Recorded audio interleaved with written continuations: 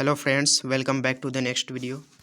आज के इस वीडियो में हम लोग द आर्टिस्ट का जो इम्पोर्टेंट ऑब्जेक्टिव क्वेश्चंस होंगे उसको हम लोग कवर करेंगे।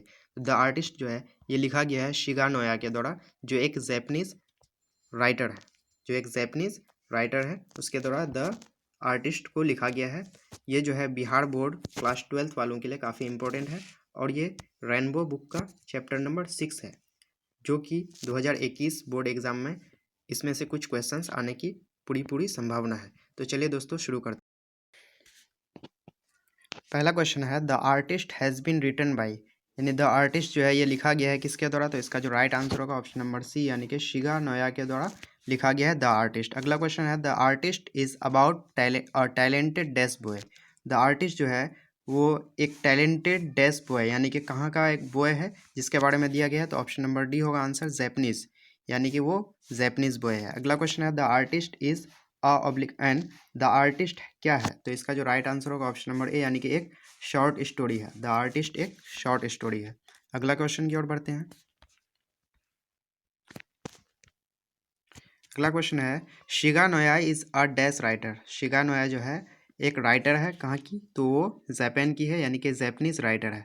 Option number D right answer हो जाएगा। अगला क्वेश्चन है SEBI was a dash year old boy. SEBI जो थे वो एक कितने साल के लड़के थे, तो वो इसका जो आंसर होगा ऑप्शन नंबर ए, यानी कि 12 ईयर ओल्ड बॉय थे। अगला क्वेश्चन है Sebi's hobby was collecting of dash. Sebi का जो हॉबी था वो क्या जमा करने का था, क्या इकट्ठा करने का, तो इसका जो राइट आंसर होगा ऑप्शन नंबर ए, यानी कि गॉड्स, यानी कि लौकी या कद्दू इकट्ठा करने का क्या था, शौक था उसका। अगला क्वेश्चन की ओर बढ़ते हैं। अगला क्वेश्चन है for what Seibei use to wander here and there in the town. किस चीज़ के लिए सेबी अपने टाउन में, अपने शहर में एक जगह से दूसरी जगह जाया करते थे, घूमते थे, तो इसका जो राइट आंसर होगा ऑप्शन नंबर बी, यानी कि गॉड्स के लिए। अगला क्वेश्चन है he applied dash to get rid of the unpleasant gourd smell, यानी कि दुर्गंध गॉड यानी कि कद्दू के स्मेल से वो छुटकारा किस तरह से पाया, तो उसके लिए वो यूज़ करते थे tea leaves. Option number B right answer होगा, यानी कि टी लिव्स, चाय की पत्तियों को यूज़ करते थे। अगला क्वेश्चन की ओर बढ़ते हैं।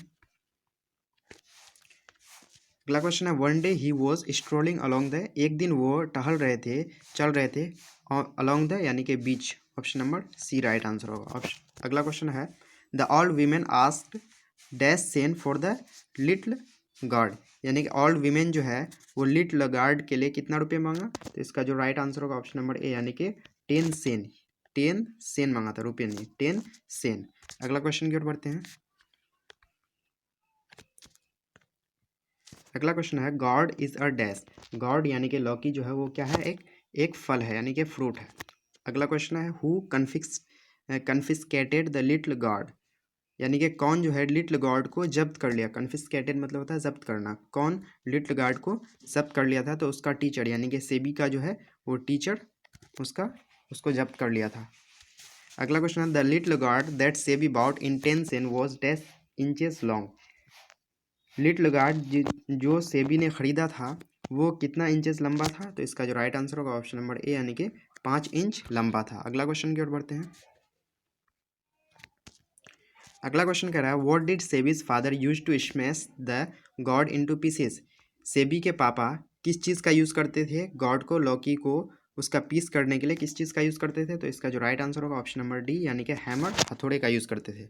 अगला क्वेश्चन है after living the hobby of collecting guards SEBI engrossed in his, यानी कि कलेक्टिंग गार्ड्स यानी कि गार्ड्स को, लौकी को इकट्ठा करने की हॉबी को छोड़कर सेबी जो है वो मग्न हो गया, मशगूल हो गया किसमें, इन हिज पिक्चर, यानी कि पिक्चर में वो मशहूर हो गया, मशगूल हो गया।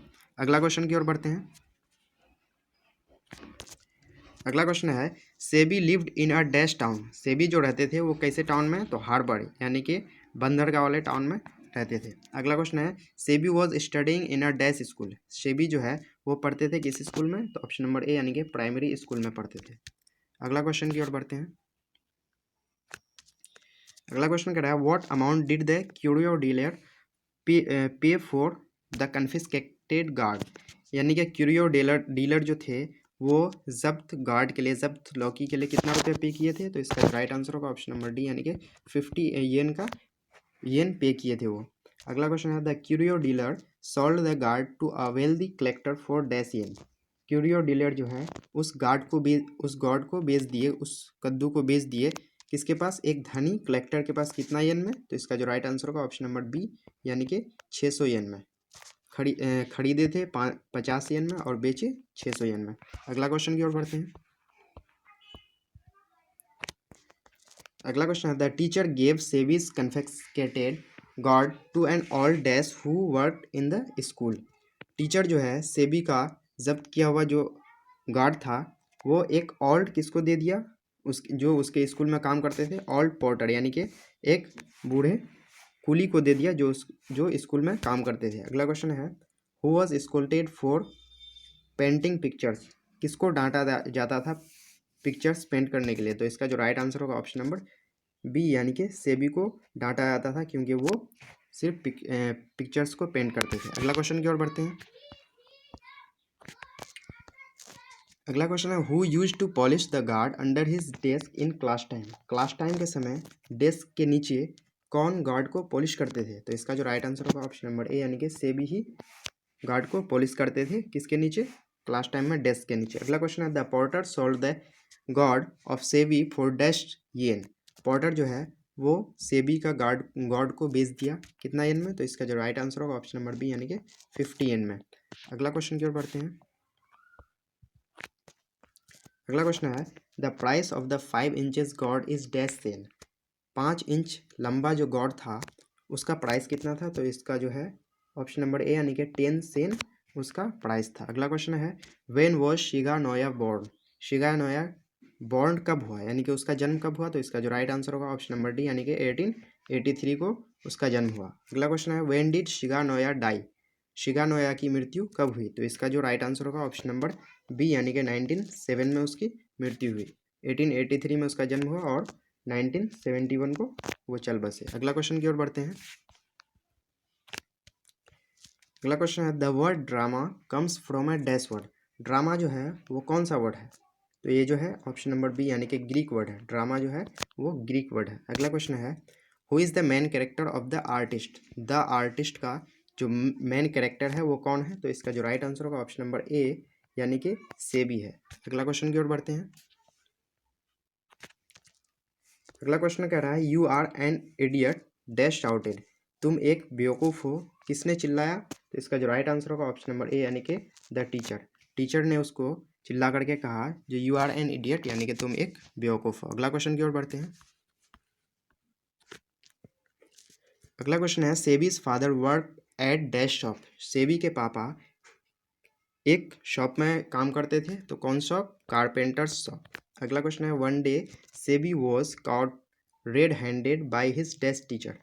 एक दिन जो है सेबी पकड़ा गया रंगे हाथों कौन से टीचर के द्वारा? तो इसका जो राइट आंसर होगा ऑप्शन नंबर डी, यानी कि एथिक्स टीचर के द्वारा वो रंगे हाथों पकड़ा गया था। अगला क्वेश्चन की ओर बढ़ते हैं। अगला क्वेश्चन कह रहा है, the teacher became very dash with SEBI for neglecting his studies.